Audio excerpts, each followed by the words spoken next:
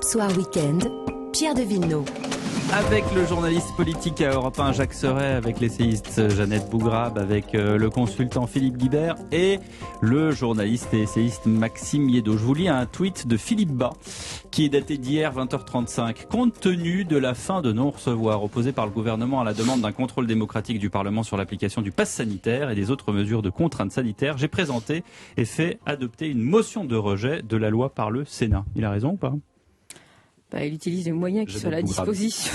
Il fait ce qu'il peut. Voilà, c'est ça. Mais par contre, ce qui serait peut-être intéressant, c'est le recours devant le Conseil constitutionnel. Voilà, même s'il y a peu d'espoir. Mais le Conseil constitutionnel avait quand même mis dans sa décision pour valider le pass sanitaire que cette décision et son utilisation devaient être proportionnées et qu'il devait réévaluer son utilisation le 15 novembre. Donc on va voir ce que ça donne. Mais je ne sais pas si on réalise à quel point la situation en réalité est grave. Qu'un président du Sénat disent qu'en réalité tout ce qu'ils disent depuis le début de cette crise sur les moyens d'action du gouvernement ne soit pas écouté, ça devrait être... Là vous parlez de Gérard Larcher du coup. Non, du Sénat ou de Philippe Bas. Pardonnez-moi, de Philippe Bas.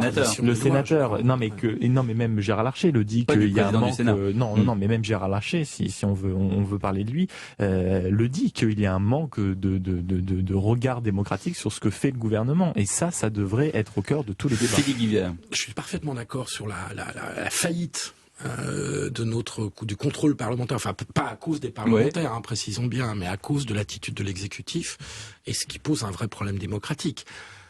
Avec quand même une nuance, c'est que les forces politiques d'opposition, hormis au Sénat, je vous l'accorde, se sont très peu saisies de la crise sanitaire. Se sont très peu saisis, n'ont pas cherché à en faire un sujet politique. Et là, la question qui se pose, parce que je pense qu'Emmanuel Macron est quand même un peu embêté, parce que je partage votre avis sur l'agenda, mais je pense qu'il est quand même embêté. Au jour le jour. Il est quand même embêté de voir revenir le Covid dans l'actualité, parce que la vague qui arrive à l'Est, si j'ose dire, elle va finir à l'Ouest. Ça l'embête, mais au final, cette annonce là, qui tombe ce soir de l'allocution, ça légitime la méthode qui a eu lieu finalement. Ça donne de la gravité à la situation et ça va être dans ces mots mardi. Et au final, on a passé ces derniers jours à dire problème démocratique, on ne prend pas en compte les députés, mais finalement, en annonçant cette prise de parole, il essaie un peu de se légitimer, en tout cas sur la façon dont ça se fait. C'est une réalité qu'il y a un vrai problème de concentration du pouvoir, plus que jamais en réalité, dans le cas de l'exécutif. Et l'un des problèmes, et c'est politiquement incorrect de le dire, c'était en fait la fin du cumul des mandats. En fait, le problème, c'est qu'autrefois, vous aviez des députés qui étaient à la tête de grandes villes, qui avaient un poids, en fait, dans les médias. Un point d'ancrage. Oui, et puis qui n'avaient pas peur, en réalité, de s'opposer à Matignon ou à l'Élysée, parce que de peur de ne pas avoir un jour un strapontin ministériel. Et donc, vous aviez quand même ce qu'on appelait des grandes gueules. Et aujourd'hui, vous n'avez pas ça. Vous n'avez pas ces gens qui sont... Et donc, moi, je pense que l'une des raisons qui explique, en fait, une Assemblée nationale, mais c'est aussi la manière dont on a gouverné depuis le début du quinquennat, c'est-à-dire par voie d'ordonnance. Généralement, c'est procédure d'urgence, une lecture à l'Assemblée, une lecture au Sénat. On donne le dernier mot, comme c'est prévu dans la Constitution, à l'Assemblée nationale. L'Assemblée nationale est majoritairement République en marche. On leur dit, mes petits, vous allez voter dans ce sens-là, et c'est terminé. Je peux nuancer un peu quand même, parce que tous ces outils constitutionnels sont quand même inscrits dans la Ve République, et Emmanuel Macron et son gouvernement... Il utilise à dessein, du coup. Les premiers à l'utiliser. Il suffit de regarder. Non. Sur la question des ordonnances, c'est pas vrai. C'est pas vrai, c'est le gouvernement qui utilise le plus grand nombre d'ordonnances dès qu'il y a une réforme. Mais parce que c'est dans une période de crise. Non, c'était bien avant, dès le début du quinquennat. Non, c'est pas vrai. On avait parlé notamment de l'utilisation de l'article 49.3 par le gouvernement de Michel Rocard. Et donc après, Nicolas Sarkozy avait fait la réforme de la Constitution pour prévoir qu'une seule utilisation de la grosse Bertha, qui est l'article 49.3. Sur la loi travail sous Hollande, le 49.3 a été utilisé. Mais c'est pas ça.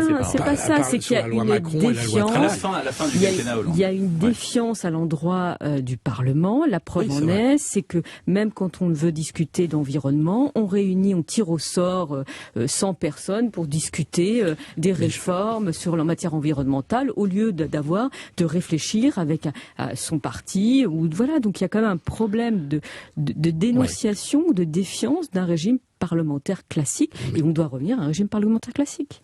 Oui, on n'a jamais été dans un régime parlementaire classique sous la Ve, mais juste pour poursuivre mon propos, je pense que cette situation est devenue d'autant plus scandaleuse et est apparue très excessive à beaucoup, comme on le dit ce soir, du fait d'une certaine faiblesse de la majorité macroniste, parce que c'est pas simplement le fait qu'ils soient plus en cumul des mandats. Non, mais c'est vrai. C'est un certain manque d'expérience politique, c'est peut-être un certain manque de courage politique, parce que sous toutes les majorités parlementaires sous la Ve, de droite ou de gauche, il y a eu quand même des personnalités qui se posaient, non pas en opposant, mais en tout cas qui faisaient entendre une voix différente de l'exécutif. Là, on a une majorité macroniste qui est quasiment silencieuse. Il n'y a pas de personnalités fortes qui ont émergé en 4 ans et demi au sein de la majorité macroniste. Je trouve que ça, c'est un vrai sujet. C'est-à-dire qu'il y a eu, alors je parle sur le contrôle de Jacques Serret, il y a eu effectivement des personnes qui ont émergé et qui ont quitté La République en marche, et ce qu'on a appelé les frondeurs d'ailleurs des marcheurs.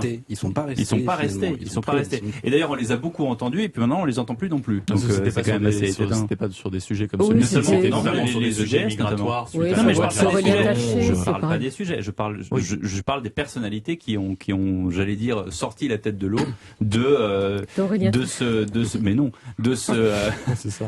comment dirais-je, de ce groupe dont vous parliez, Jeannette Bougrabe, qui obéissent à ce qu'on leur dit. Mais c'est surtout que je trouve que ce qui est aussi affolant, et je l'ai peut-être perçu trop tard, mais en tout cas dans le quinquennat d'Emmanuel Macron, c'est la façon qu'ils ont de mettre en quelque sorte des anathèmes sur ceux qui ne sont pas d'accord avec ce qu'ils proposent. Et de plus en plus, le problème, c'est que il se pose en agent du bien. C'est-à-dire que quand c'était la fameuse loi confortant les principes républicains, dès qu'on voulait alerter sur certaines atteintes à la liberté, notamment la liberté d'association, il nous disait « Ah, mais donc vous côtoyez, vous êtes plus ou moins pour l'islamisme », alors que c'était pas du tout le débat. Et j'ai l'impression que pour le pass sanitaire, c'est à peu près la même chose. C'est-à-dire que sous prétexte que nous posons quelques interrogations sur l'utilisation peut-être abusive de ce pass, nous ne sommes pas pour le bien, nous ne sommes pas pour que toute la population soit vaccinée. Et je finis sur ça.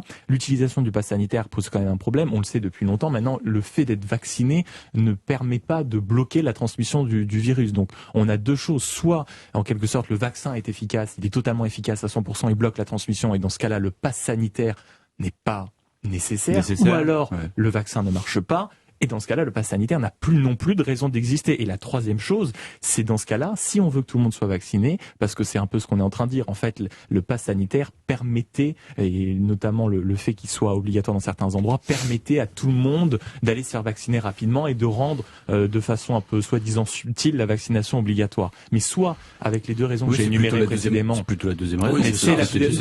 C'était encouragé.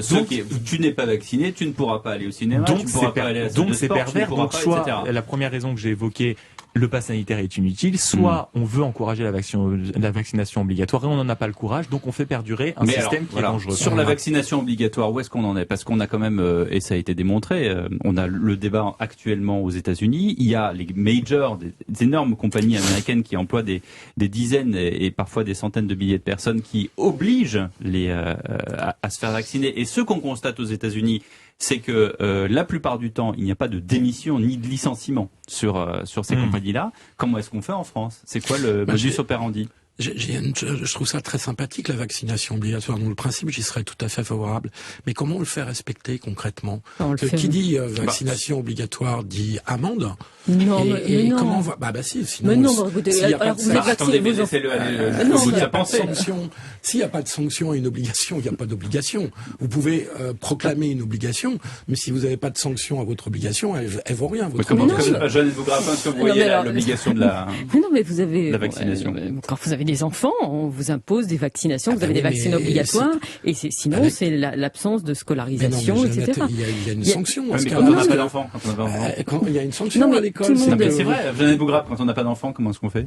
Quand vous n'avez pas d'enfants? Non mais moi c'est pas le problème, mais quand on n'a pas d'enfants, vous dites Non mais je veux dire, on sait très bien. Vous utilisez l'exemple des enfants qui ne seront pas scolarisés si jamais ils n'ont pas le vaccin. Non mais vous avez un certain nombre l'obligation vaccinale, elle existe pour un certain nombre de vaccins. Est-ce que pour ces obligations vaccinales qui s'appliquent très bien, aujourd'hui, est-ce que vous avez une sanction? Bah oui, c'est-à-dire que si vos enfants ne sont pas vaccinés, parce que là vous étiez en sanction pénale. Si vos enfants ne sont pas vaccinés, vous pouvez pas les mettre à l'école. Mais il faut réaliser peut-être ce que la vaccination obligatoire peut entraîner comme risque sur certaines professions, si certains refusent, etc. Je prends par exemple l'obligation vaccinale qu'on a imposée, notamment pour les soignants depuis le 15 septembre. La Croix faisait un papier fascinant hier qui expliquait que l'Ordre national des médecins a compté à 20 soi-disant 20 médecins généralistes qui avaient été suspendus parce qu'ils ne s'étaient pas fait vacciner. 20 sur l'ensemble du territoire français. L'ensemble du territoire français. Sauf qu'on ne compte pas, et c'est un chiffre qu'on doit revoir à la haute, parce qu'on ne compte pas les médecins qui ont pris des arrêts maladie pour